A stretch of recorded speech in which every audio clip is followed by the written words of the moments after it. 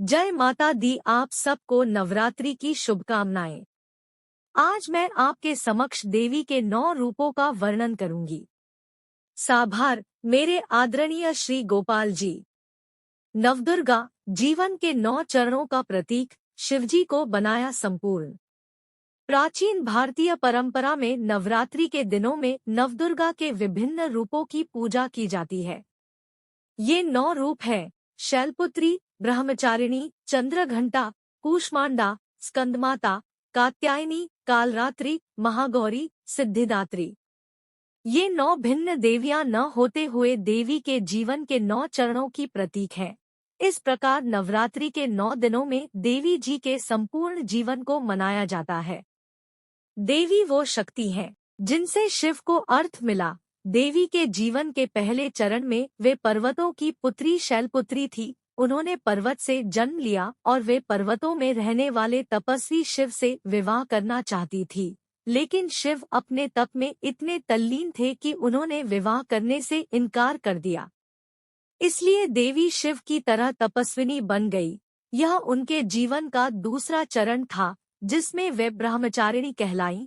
देवी की तपश्चर्या को देखकर शिव को एहसास हुआ कि यदि शिव और शक्ति की तरह सभी पुरुष और स्त्री तपस्वी बन जाएंगे तो अगली पीढ़ी जन्म नहीं ले पाएगी, विश्व का अस्तित्व रुक जाएगा। शिव जान गए कि शक्ति के बिना वे शव के समान है, इसलिए शिवलिंग के पत्थर को जीवन मिला और वह बिल्व का पौधा बन गया।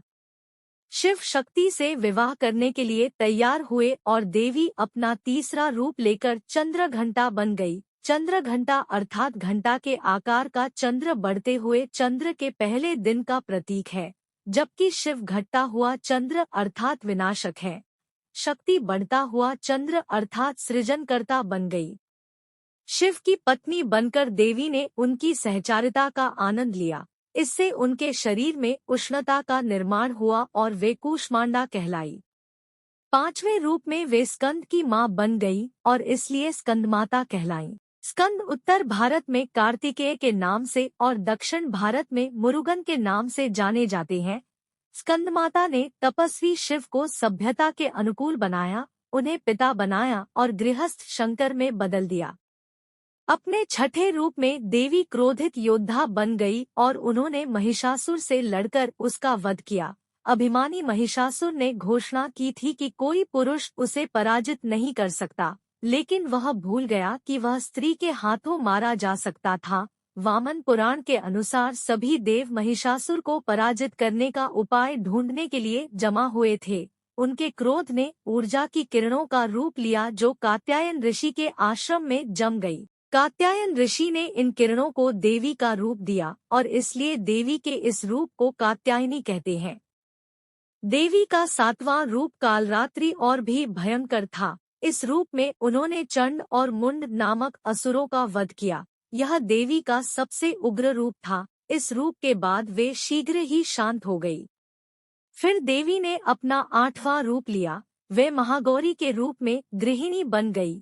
अपने पूर्व रूपों में देवी रणभूमि पर उन्मत्त होकर दौड़ती थी, लेकिन महागौरी के रूप में देवी सभ्यता के अनुकूल बन गई। उन्होंने अपने बाल बांध लिए और वे अन्नपूर्णा बनकर घर पर बैठीं ताकि शिव को भोजन खिला सकें।